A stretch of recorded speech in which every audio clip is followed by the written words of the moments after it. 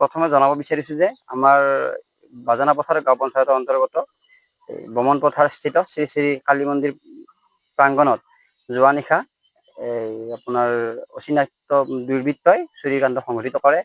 এই চুৰিকাণ্ডত আমাৰ মন্দিৰৰ চাৰিটা স্থানত তলা ভাঙি যিবিলাক সামগ্ৰী আছিলে মন্দিৰখনৰ আ অলংকাৰ, কাঁহৰ কাঁহী বাতি, কাঁহৰ সামগ্ৰী, পিতলৰ সামগ্ৰী তৌ আদিকে কৰি গোটেইখিনি বস্তুৰে লুটপাট কৰি নিয়ে।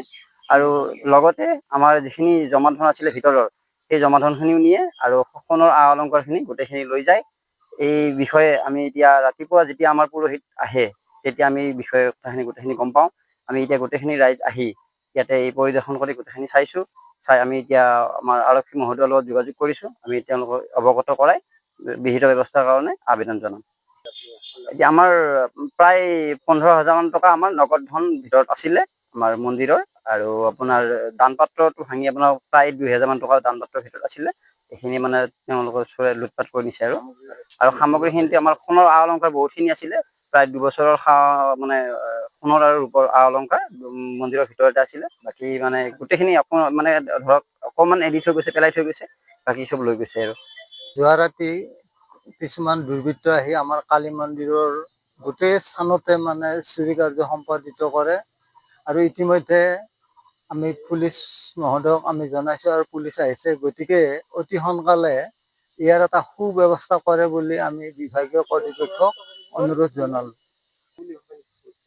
নিশ্চয় যে যদি নৈশ পহৰাৰ ব্যৱস্থা হয় তেতিয়াহ'লে এই অঞ্চলতে আমাৰ কালী মন্দিৰে নহয় আৰু বাকী অঞ্চলতো চুৰি কাৰ্য সম্পাদন হৈছে। গৰুৰ পৰা আদি কৰি তেনেকুৱা চুৰি হৈছে। গতিকে নৈশ পহৰাৰ ব্যৱস্থা কৰাৰ বাবে মই বিভাগীয় কৰ্তৃপক্ষক অনুৰোধ জনালোঁ।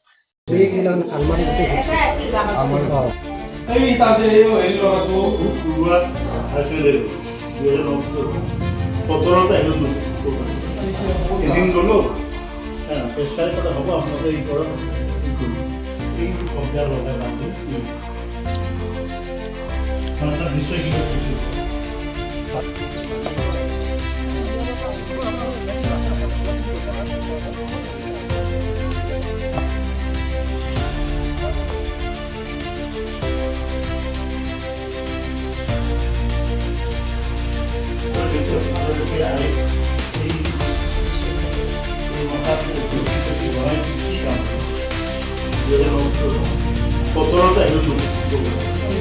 এদিন গ'লো পেছকাৰী কথা হ'ব আপোনালোকে এই কৰক এইটো কম্পিউটাৰ লগাই বান্ধি